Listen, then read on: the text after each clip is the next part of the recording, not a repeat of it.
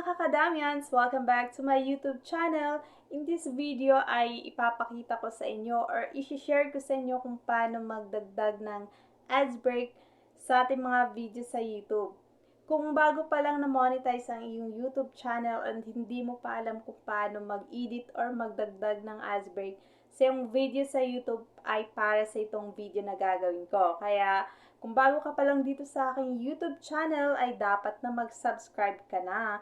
And syempre, huwag mo rin kalimutan na mag-like and hit the notification bell para updated ka sa aking mga videos sa YouTube. Dahil dito ay nag-upload ako ng tutorial, personal vlog, and my TikTok compilation. Kaya ano pang inaantay mo? Subscribe na! Be the fam, that's what they call me. Promise that you never be lonely. So, ngayon po guys, pupunta na po tayo sa ating Chrome.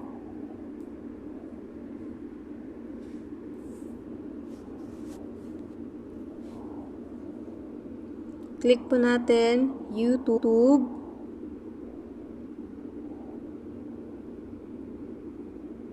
And then, click po natin desktop site.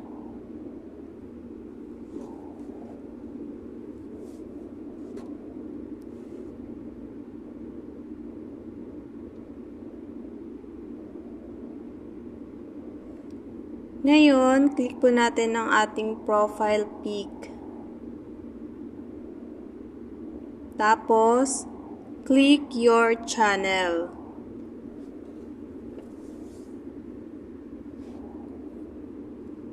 Tapos, click customize channel.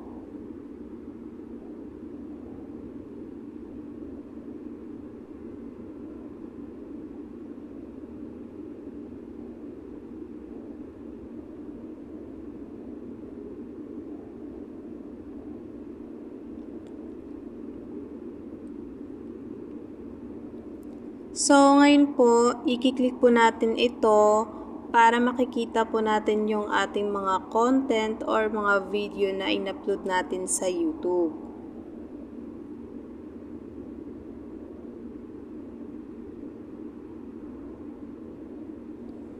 Ayan. So, ngayon po, nandito na po tayo sa ating mga video. Ang gagawin po natin ngayon is hanapin po natin yung mga video natin na 8 minutes pataas po. Yun po yung video na pwede nating dagdagan ng ads break. So, ngayon ito yung i-click ko. Ayan, na-click ko na po siya and then click po natin yung dollar sign.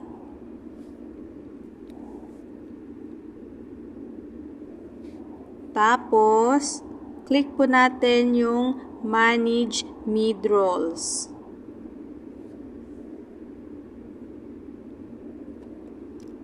Ayan. So, ang gagawin po natin is i-delete muna natin yung nilagay ni YT or i-delete muna natin yung nilagay ni YouTube na ads break.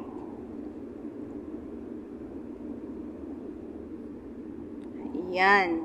So, ngayon is mag-i-edit na ako. Ayan, sa pag-start pa lang is naglagay na ako and then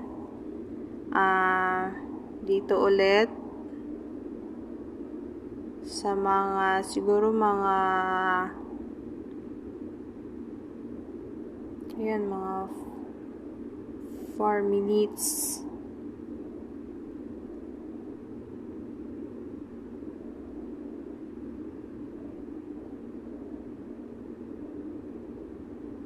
Ayan, mga 4 minutes po yung nilagay ko para makasure po tayo na babasahin po siya ni YouTube.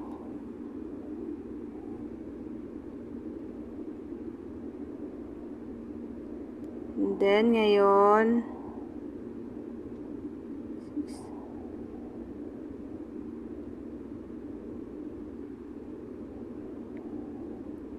every 4 minutes yung gagawin ko.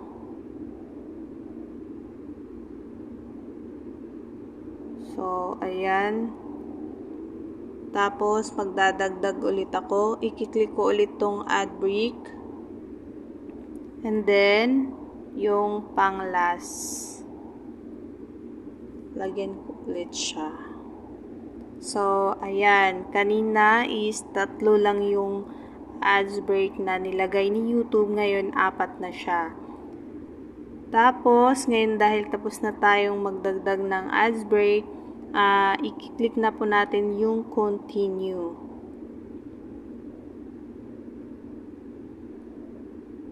Ayan, so na-save na po siya. And then, back ulit tayo. Maghahanap ulit tayo. Ay, kalimutan ko pala. Sorry. I-click pa pala natin tong save.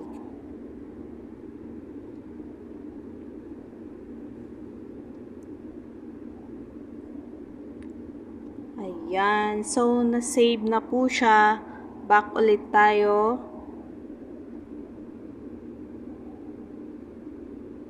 Maghahanap ulit tayo ng video na 8 minutes pataas.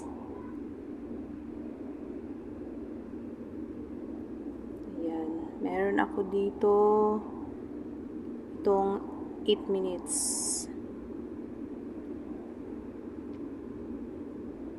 No, mali. Mali yung napindot ko. Wait lang. 8 minutes. So, click natin yung $sign. Tapos, manage mid-rolls. Ayan, delete muna natin yung nilagay ni YouTube na ads break.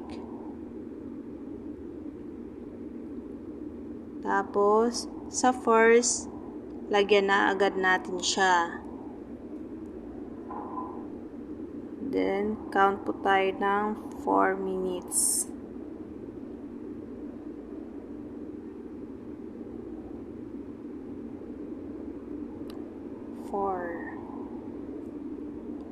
Ads break.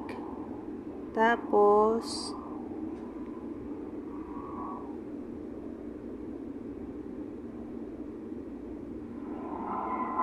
doon sa panghuli. Ayan. So, ngayon 3 na siya. Then, click po natin. Kailangan po, wag po marami masyado yung ilalagay natin. Kailangan meron siyang pagitan na 4 minutes to 5 minutes para makasure po tayo na babasahin siya ni YouTube. Ngayon, click na po natin yung continue. And then, save. Tapos, back ulit tayo. Maghahanap ulit ako panghuli. Yan. Ito, para mas malinaw po sa inyo. Click ko po tong $sign. Manage mid-rolls. So, ngayon, ang nilagay ni YouTube is meron lang 3 ads break. So, i-delete muna natin. Tapos, magdadagdag tayo dito sa pinakaunahan agad. Then, count po tayo ng 4 minutes.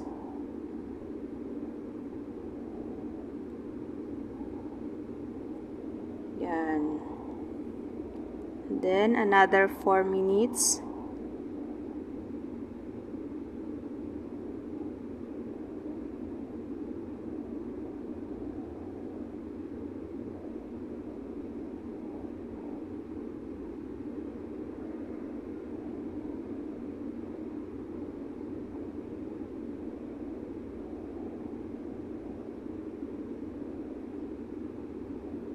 And then, add. Tapos, sa panghuli.